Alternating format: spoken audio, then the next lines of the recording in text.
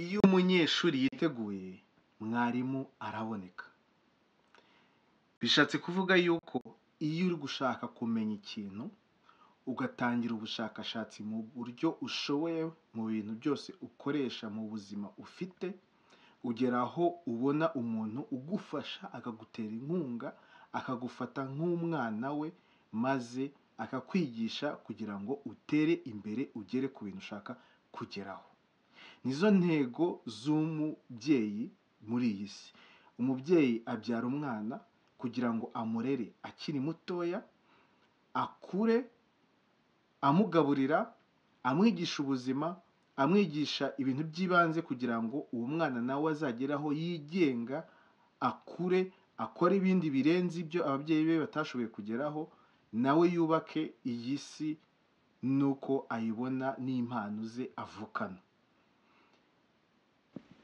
Iyo umubyeyi yagukujije ugera ku rundi rwego, uri bukenere undi mubyeyi. Uwo mubyeyi wundi ashobora kuba ari umubyeyi wa batisimu, cyangwa se godfather, cyangwa se umwarimu, cyangwa se umuntu wese wageze ku ntego ushaka kugeraho muri ubu buzima. Niyo mpamvu iyo wihaye intego mu ntangiriro z'umwaka, ushobora kubona abantu babigezeho, cyangwa se ufite aho wabikuye, cyangwa se uri kunyura mu buzima bwawe ukavuga uti ibi ngibi ngomba kubihindura, ibi ngibi ngomba gutera imbere, ibi ngibi ngomba kubihindura kugira ngo mbe kanaka, kugira ngo nzagere kuri ibi bikurikiye. Ariko muri urwo rugendo iyo ukirutangira ukenera wa mubyeyi, ukenera godfather, ukenera umupara. Niho ushaka umuntu wabigezeho koko, ukareba values ze, indangagaciro ze, nimba zihuye n'izawe. Hari igihe biba bishoboka yuko muba mudahuje indangagaciro, ariko hakaba ari iz'ingenzi ushobora gukurikiza muhuriraho, izindi ukazihanganira muri icyo gihe gitoya, kuko buri gihe umuntu ugukuza mumarana igihe gitoya urebye n'igihe uzamara kuri iyi si. Muri iki gihe ikibazo ni ikihe?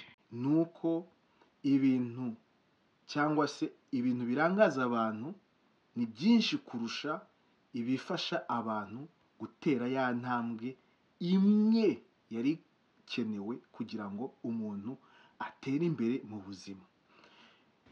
Kubera yuko abantu bari kuri social media cyane, kandi ariho bakura ibyo twakwita ngo ni amakuru, ariko ni fake news, ni amakuru ari fake, kurusha yuko hari ibintu bizima yahigira kugira ngo bimufashe gutera imbere mu buzima, bimufashe gutera imbere muri za ntego wihaye, bigufashe gutera imbere muri za ntego wihaye ubwawe mu ntangiriro z'umwaka, cyangwa se ikindi gihe icyo ari cyo cyose. Burya umuntu akura buri munsi. Nkunda kubivuga yuko dupfa rimwe gusa, ariko tubaho buri munsi. Uyu munsi bishobora kuba biri kugenda neza cyangwa bitari kugenda neza, ejo bigahinduka, ibintu bigahindura isura. Ariko ntibivuze yuko ubuzima bwawe buba burangiye. Ni ukurwazarwaza, kuko buri wese afite urugendo rwe rwihariye muri ubu buzima. Niyo mpamvu utagomba kwigereranya na kanaka, kwigereranya na runaka, kubera yuko nta kintu na kimwe muhuje muri ubu buzima uretse ibintu bike cyane, nimba ari ururimi, nimba ari ababyeyi, nimba ari aho mutuye, nimba ari ishuri mwahuriyemo, cyangwa se ahantu hose mwahuriye, cyangwa se wamuhuye no kuri social media, uti ko yakoze ibi ngibi ngiye kuki ntabikora. Ugomba kumenya, cyangwa se ukagaruka kuri wowe, ugafata umwanya wawe kugira ngo umenye n'iki ushoboye, n'iki ufite koko agaciro kabyo. Nubwo hari umugani uvuga uti uwambaye ikirezi ntamenya ko cyera. Nimba hari akantu cyangwa se ikintu bakubwira yuko ubikora neza kurusha abandi, ujye ubiha agaciro kandi ubiteze imbere, kuko nimba bakubwiye yuko ibyo bintu bikora neza kurusha abandi, ni uko ibyo bintu uri gukora biri gufasha abandi. Ese birabamotivetinga, bibaha ingufu zindi, cyangwa se bifasha abantu, bibafasha ikintu runaka, ariko icyo kintu ukora neza kurusha abandi, hari n'ababikugiriramo ishyari, bakabikugiriramo ishyari, ariko nuko nabo ubwabo baba batirebye ngo bamenye yuko nabo bafite ibintu bakagombye kuzamukiraho kugira ngo batere imbere. Ntabwo bakagombye kugirira ishyari, kuko nabo ubwabo bafite impano Imana yabahaye zabateza imbere muri ubu buzima. Ni wowe mbwira, wowe ukurikiye ino video ukageza kuri uyu munota uyikurikiye, kuko ni wowe ufite icyo ushaka kugeraho. Ibande ku nshuti zawe zikubwiza ukuri. Niyo mpamvu kuri iyi channel Haba Inshuti dusangira akabisi n'agahiye, kuko nizera neza 100% yuko ubuzima bwiza ubugira kubera inshuti ufite mu buzima bwawe. Nimba ari hano wamenyeye, ni karibu iyandikishe ukandi kuri subscribe, tujye duhora turi kumwe, mubere inshuti nanjye umbere inshuti, kuko turafashanya muri ubu buzima, dutere imbere twese hamwe. Ikintu ngarukaho nanjye kuvuga cy'ishyari, iyo umuntu afite ishyari, hari rya shyari ryiza yo kuvuga uti kanaka yageze kuri ibi bintu kandi nanjye ndabona nabishobora, reka mbikore mbigereho. Iryo ni ishyari ryiza. Ariko rya rindi ryo kugirira umuntu ugashaka kumugirira nabi, iryo ni ishyari ribi. Nuko nawe ubwawe uba wishyize hasi, ukumva yuko nta gaciro ufite, ukumva ko ntacyo umaze kuri iyi si, icyo gihe uba wapfuye, ntabwo uba ukiri umuntu muzima. Sibyo? Ikintu nshaka kugarukaho nuko wowe ufite impano zawe Imana yaguhaye, ufite icyo ushoboye kugeraho muri ubu buzima. Ni intambwe ku yindi, reba ahantu biri gupfira, ni iki kiri gupfa, hanyuma nimba uzi yuko hari ikintu ushaka kugeraho, hari undi muntu wabikoze kuri iyi si, mwegere umubaze, azagufasha. Natagufasha uzashaka undi muntu. Ni gutyo intambwe ku yindi, buri munsi tubaho, buri munsi umuntu apfa rimwe, nta muntu urapfa ngo garuka tubwire ukuntu bimeze. Iyo biba byarabaye, ntabwo twese twagatinya urupfu nk'uko turutinya, cyane cyane yuko dutinya urupfu kubera yuko tuba twikunze, tukavuga ati uriya araruhutse, tukumva ko ahantu agiye aruhutse pe, ariko twebwe ikitubabaza nuko twe tuba tutazongera kumubona. Nimba koko aruhutse agiye ahantu heza, ukaba wumva ko kuba muri iyi si ari mu munaniro, wapfuye nawe ukagenda. Ariko ni bakeya bashobora kubikora, uretse ko no kwiyahura ari ikibazo, nuko uba utihaye agaciro, uba uri guta ishema, uba uri muri make ubaye icyo bita, mu mbabarire ijambo, ni icyo bita ngo icyo ntazi.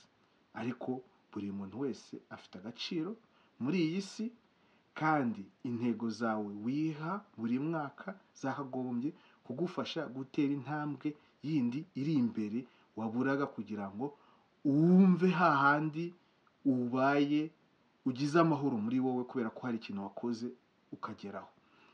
Utwo tuntu buri munsi turaboneka, ariko ahantu tubonekera nuko ari ahakurangaza. Urugero, ugiye kuri social media, ubonye aka video cyangwa se agafoto karagutangaje, nimba ari aka video ukomeje ahandi, urimo uragenda ubona akantu k'ibyishimo bikuganisha ahandi, ariko ubuzima bukongera kukuzanira bya birungo byarwo, ukakubwira ko hari ibintu utarakora. Niho kwa kundi ugenda ukiheba, ukibagirwa ibyari cyakuzanye, icyo washakaga, ukibagirwa za ntego zawe, ntuzikomeze, kandi uba ugomba kuzikoraho umunsi ku wundi.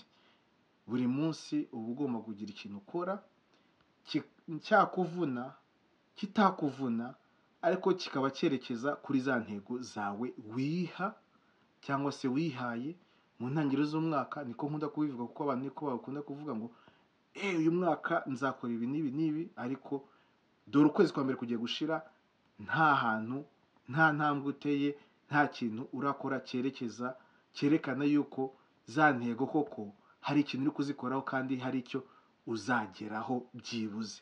Niyo mpamvu bavuga ngo rasa ku kwezi, nutanahagera uzabasha kugera mu bicu. Ni uko hari akazi uzakora ko guhaguruka.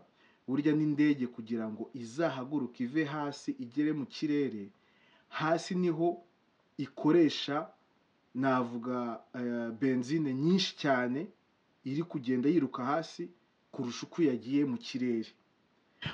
Bivuze yuko mu ntangiriro z'ikintu ushaka kugeraho akenshi niho utakariza ingufu nyinshi cyane, kuko bigusaba guhinduka, bikagusaba guhindura ubuzima urimo, bikagusaba guhindura inshuti ugendana nazo, bikagusaba guhindura ibintu biri iruhande rwawe, bigusaba ibintu byinshi cyane mu gihe gitoya. Ariko iyo uharenze aho hantu, ibindi byose biza nk'unyonga igare ahamanuka, kuko biba byijyana. N'indege mu kirere iba iri kwijyana. Ahantu biyigora ni kwa kundi bigiye kuzamuka mu kirere. Rero ntucike intege, komeza ugere ku ntego zawe, ushyiremo ingufu. Harabura gatoya, n'ikibuga cy'indege ntabwo ari kinini, urebye n'aho indege yiruka ikagenda ni gito cyane, ariko wowe wibaza ari wowe uri kukiruka ukuntu biba bimeze. Ni utuntu nk'utwo ngutwo. Ikintu nashaka kukubwira, icyo ushaka kugeraho, ufite umubyeyi wa batisimu ugutegereje, kubera ko ufite intego ushaka kugeraho kandi we yazigezeho mbere yawe. Wigira ubwoba, mushakishe, yaba ari mu bitabo, yaba ari kuri YouTube, yaba ari ku yandi masomo, yaba ari ku yandi ma universities, yaba ari mu mashuri, ariko ugende wige, ubone uko uzamuka ukarenga ikibuga cy'indege uriho, ukagera mu kirere, aho uguruka ukumva yuko uri nk'inyoni mu kirere, uri kurya ubuzima neza, wishimye, nta kikubangamiye, nta bwoba ufite. Hari umushuti wanjye ujya ukunda kuvuga ngo nta bwoba. Ndamusuhuje nimba ari kureba ino video. Nta bwoba. Aho hantu niho umuntu wese aba yifuza kugera. Niyo mpamvu ufata telefone yawe ukajya kuri social media, ukajya hahandi wumva yuko ureba ibintu bigushimishije, ukava muri bwa buzima buba bukugoye. Ariko humura, ni iby'igihe gitoya, nta bihoraho. Ibihe bigenda bihinduka. Uyu munsi biba ari byiza, ejo bikahinduka bikaba nabi. Niyo bibaye nabi birongera bikaba byiza. Imvura iragwa, izuba rikava, neje ikagwa, n'ibindi, sibyo? Nguko mu gihe icyumweru cyiza, tuzasubira muri icyumweru kigiye kuza. Mushyiremo ingufu. Hari akantu ashaka kugarukaho, ariko nzagakorera video ubwako, kuko kukaganira karambuye bizagira icyo bifasha abantu benshi. Hari igitekerezo byakakongereyeho muri wowe. Nanone nimba ari ubwa mbere ugeze kuri uru rubuga, ni Habinshuti, dusangira akabisi n'agahiye. Nimba ugeze kuri uyu munota, ubwo harimo akantu kagufashije. N'izindi video zose ni uko nguko. Nizera 100% yuko ubuzima bwiza ubugira kubera inshuti nziza ufite mu buzima bwawe. Karibu, ngwino umbere inshuti, nanjye nkubere inshuti, dufashanye muri ubu buzima, dutere imbere twese hamwe. Bye bye.